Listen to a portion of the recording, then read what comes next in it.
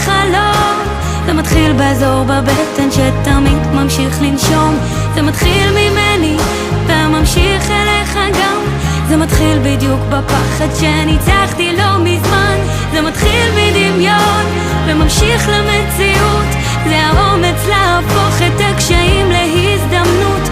זה מתחיל בצער וממשיך למסע.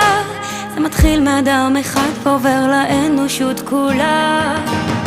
יש 1000 אנשים ולכולם דעות, 1000 מתלבטים אם לחיות או להיות סתם בן אדם כלוא בין החומות של הפחדים שלו, של אנשים שלא העזו לנסות.